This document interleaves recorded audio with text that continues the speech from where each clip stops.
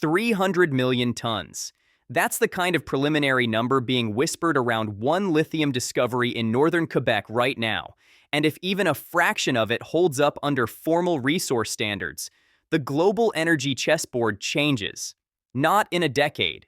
Not eventually.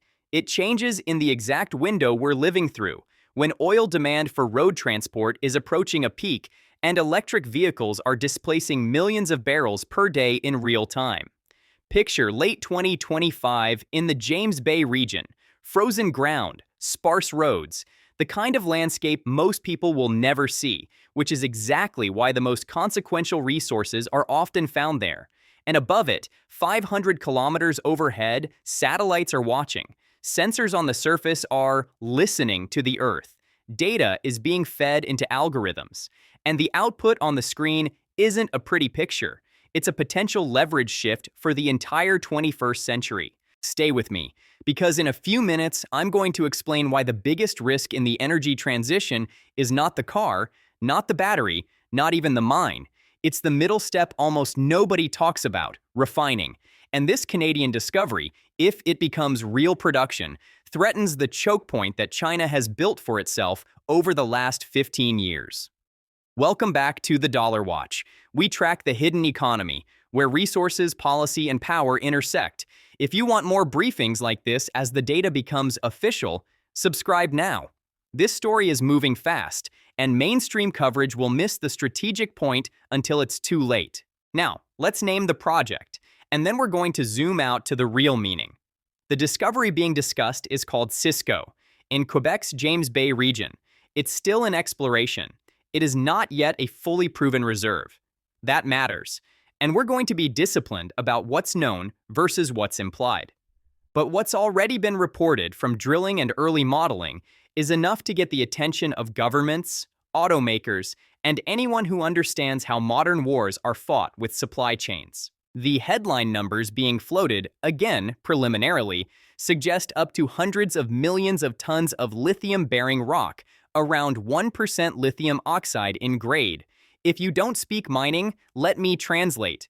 Grade is concentration. 1% sounds small until you remember the scale. 1% across an enormous, consistent body of spodumene-bearing pegmatite is not a hobby deposit. It's a potential industrial anchor. And it's exactly the kind of geology that can support a long-life mine if infrastructure, processing, and permitting align. Here's the part that should make oil executives lose sleep and should make defense planners quietly pay attention. This isn't in a failed state. This isn't in a jurisdiction where contracts dissolve under a coup. This isn't in a region where water scarcity makes extraction politically explosive overnight. This is Canada. Rule of law, existing infrastructure pathways, proximity to US and North American manufacturing, and critically, abundant hydroelectric power in Quebec that can run processing facilities with a much lower emissions profile than coal-heavy grids. But to understand why this one discovery matters, we have to stop thinking like 20th century energy analysts. The 20th century was built on oil. The strategic logic was simple.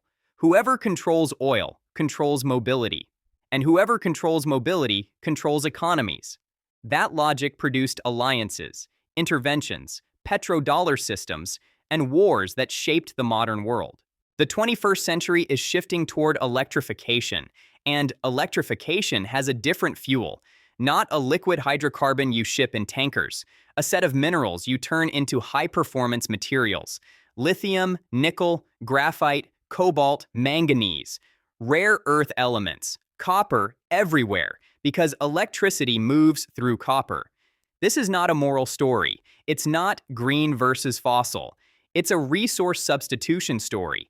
A technology stack is replacing another technology stack. And when technology changes, the map of power changes. Now let's talk about demand destruction in oil, because this is the point where people's brains short circuit. They assume oil demand is eternal because oil has been the center of gravity for a century. That assumption is exactly how dominant systems collapse, slowly at first, then all at once. In 2025, the International Energy Agency has been tracking the displacement of oil by electric vehicles. The number is not symbolic anymore. EVs are displacing on the order of millions of barrels per day of oil demand globally. Estimates widely discussed put it around 6 million barrels per day in the mid-2020s, rising toward roughly 11 million by around 2030, and potentially 12 million by the mid-2030s, depending on policy trajectories and adoption rates. I want you to really absorb that scale. 12 million barrels per day is not a niche trend. That's comparable to removing a Saudi Arabia-sized chunk of demand from the global oil market over time. And unlike supply shocks, which can be reversed by drilling more wells, demand destruction caused by technology adoption is sticky. Once a household buys an EV, it doesn't go back to gasoline because crude got temporarily cheaper. The consumer has switched systems, and the switch is accelerating. Global EV sales have crossed the threshold where they're no longer a curiosity. Around 20 million EVs per year is now a plausible annual figure in the mid-2020s, roughly a quarter of new car sales globally. In some countries, EVs are already the default new purchase. Norway has pushed toward a near-total EV share of new car sales. Other European markets have crossed majority thresholds for electrified vehicles. The UK has approached a third. These are not experiments. They are early snapshots of the end state. Now here's the open loop. If oil's strategic importance declines, which resource replaces it as the leverage point? It's not lithium alone, but lithium is the gateway, because lithium is the bottleneck chemistry for the dominant battery systems, powering everything from passenger cars to grid storage to data center backup. And unlike oil, where the value chain is dominated by geology and state-controlled reservoirs, lithium's value chain is dominated by processing capacity and industrial policy. That's where China enters this story. Right now, lithium production and processing is dangerously concentrated. The raw ore and brine are distributed across a handful of jurisdictions, but the middle step, the part that converts ore into battery-grade chemicals, is heavily controlled by China.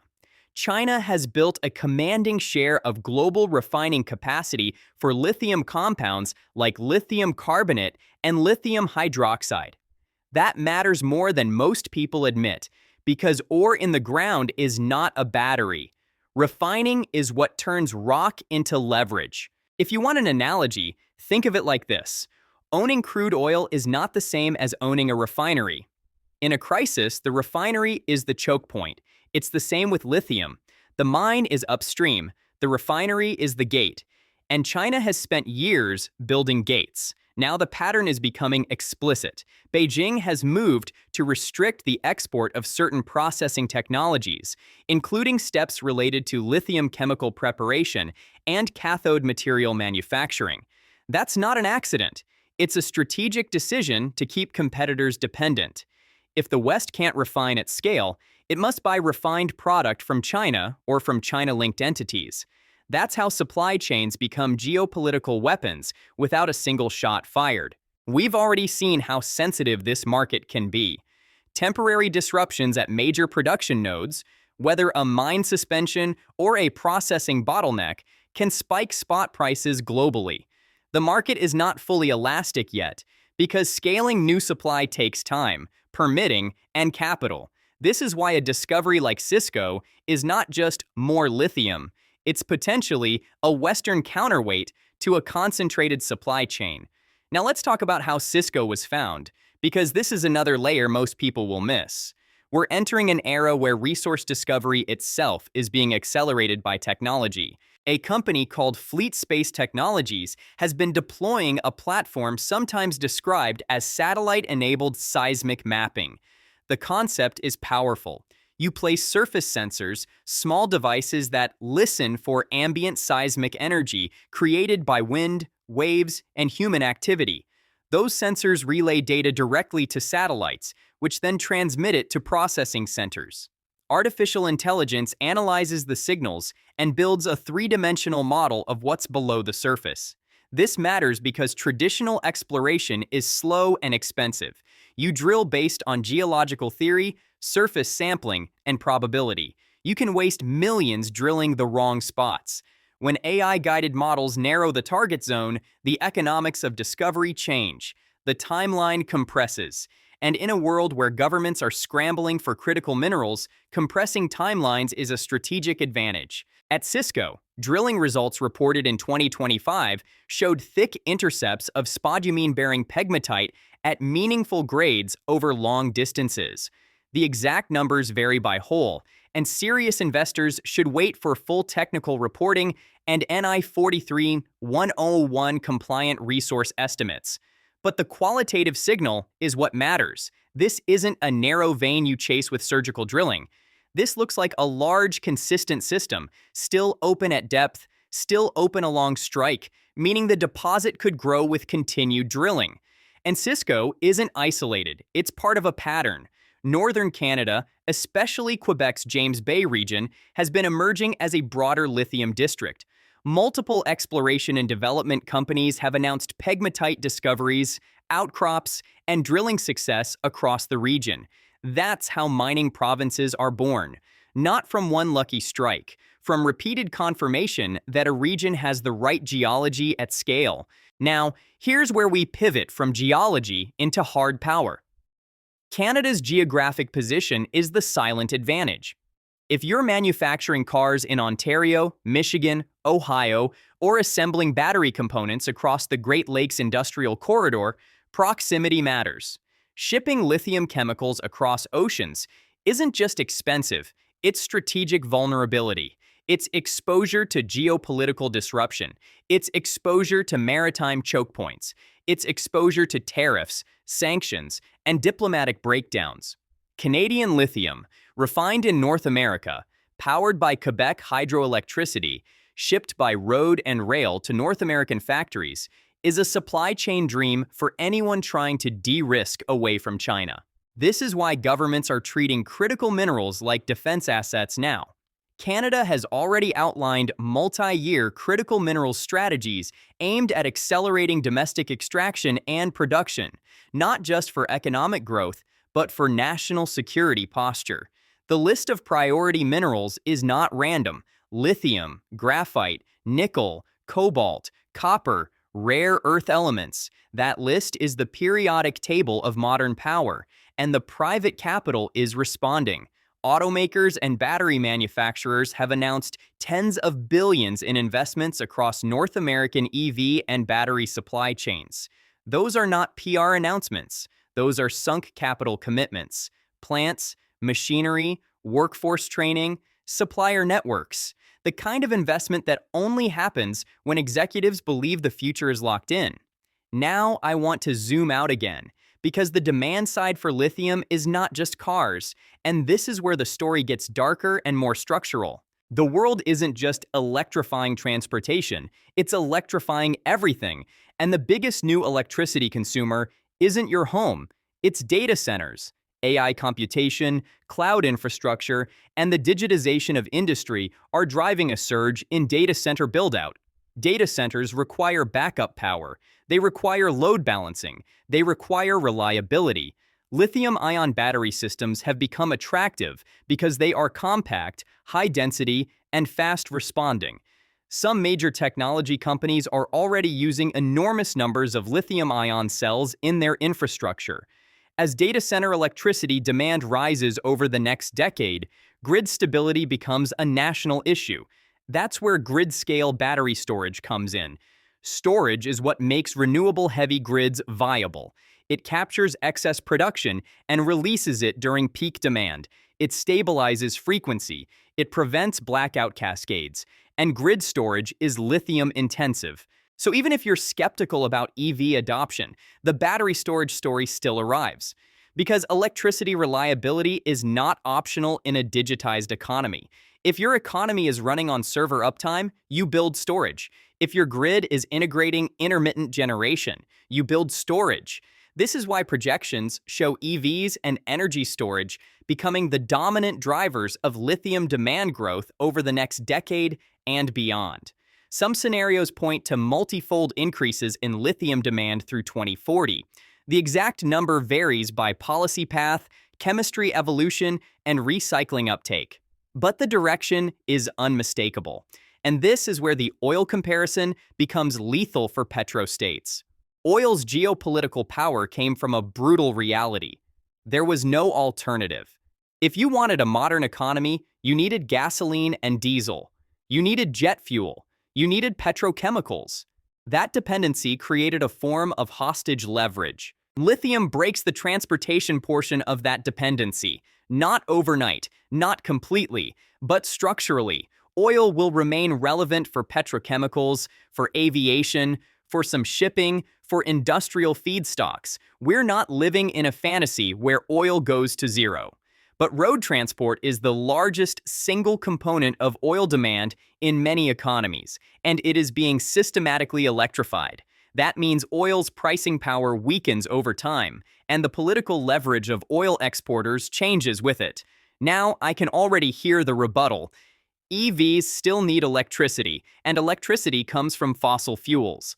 Sometimes, yes, but the point is not moral purity. The point is system flexibility. An EV can be powered by coal, gas, nuclear, hydro, wind, solar. The energy input is diversified. Gasoline is not diversified. Gasoline is tied to oil.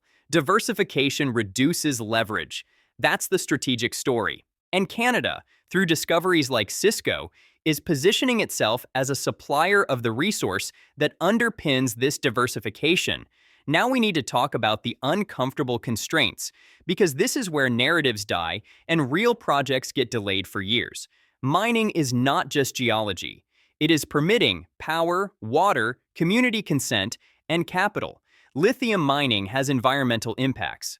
Hard rock mining requires excavation, crushing, chemical processing, tailings management. Brine extraction in certain regions raises water depletion concerns. These are not talking points. They are real trade-offs. But you have to compare systems honestly. The internal combustion system extracts, refines, transports, and burns oil continuously for the life of the vehicle. The EV system has a heavier front-loaded materials footprint, but once built, it operates with dramatically higher energy efficiency and lower ongoing resource consumption. Multiple life cycle analyses suggest that even accounting for mining and manufacturing, EVs can reach emissions break-even points over time, and the cleaner the grid, the faster that break-even occurs. More importantly, the industry is evolving. Direct lithium extraction technologies aim to reduce water and land footprint for certain deposit types. Recycling is scaling as early-generation EV batteries reach end of life. Over time, recycled material becomes a meaningful secondary supply stream, reducing pressure on new mining. Canada also operates under stricter regulatory frameworks than many jurisdictions. Projects in Quebec must undergo environmental assessments and consultation processes with Indigenous communities. That doesn't make projects easy. It makes them slower, more expensive, and more legitimate. And for long-term strategic supply, legitimacy matters, because unstable supply is not supply. Here's another open loop. The biggest risk to Cisco might not be geology. It might be time. Because even if a deposit is world-class, the clock of demand is moving fast. Automakers are building. Grid storage is expanding. Refining capacity is being planned. If a project takes too long, the market shifts around it. That's why the key variable isn't just how big is it, it's how fast can it be permitted and built without triggering backlash. And that brings us back to the core reveal I promised earlier: refining. If Canada can mine lithium but cannot refine it into battery-grade chemicals at scale, the strategic leverage is diluted. You become an upstream supplier while someone else owns the margin and the choke point. This is where the real competition is going to intensify. Not just who has lithium, who can process lithium, who can build midstream capacity, who can power it cheaply, who can do it with stable regulation, stable governance, and stable logistics. China built dominance here because it treated refining as industrial policy, not as a market hobby. It subsidized, it scaled, it integrated, then it began restricting certain knowledge exports to protect the moat. If Canada's discoveries mature into production, the West has an opportunity to build an alternative moat, but it will require more than celebrating a drill result. It will require permits, capital, power infrastructure, chemical supply chains, and, crucially, political will. Now let's tie this back to the broader macro reality you live inside, because this isn't just about batteries.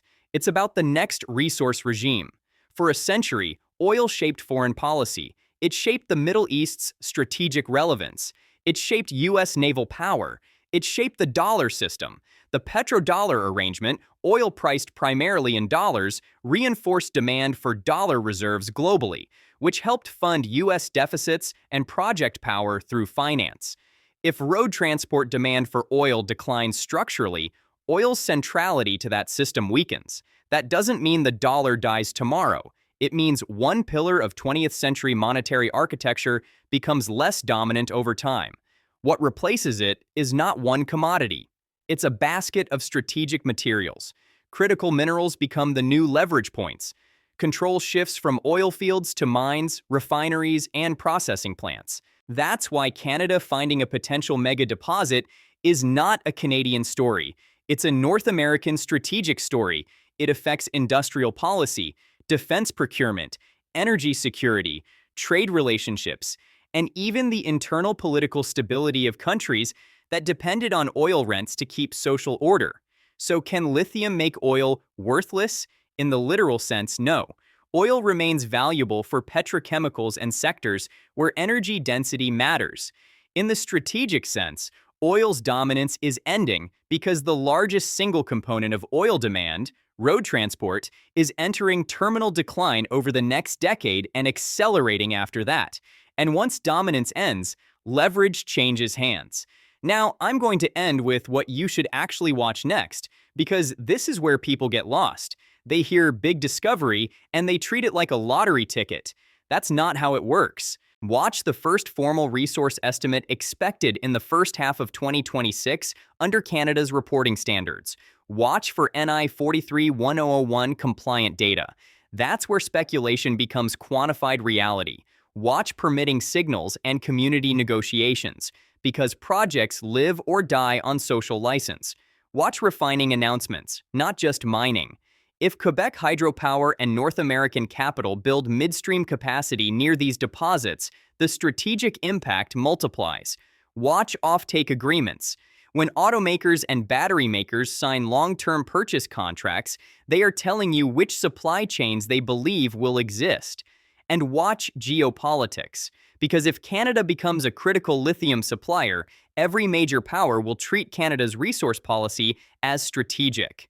And in a world already strained by trade wars and alliance fractures, resource policy becomes leverage. If this analysis helped you see the deeper story, how a discovery under ice can shift global power, subscribe to the Dollar Watch, because the next decade won't be defined by what politicians say. It will be defined by who controls the inputs of electrification, who controls the refineries, and who controls the supply chains when the world stops running on oil and starts running on minerals. The era of oil-centric power is not ending with a headline. It's ending with drill cores, processing plants, and contracts. Quietly, mechanically, and then, suddenly, all at once.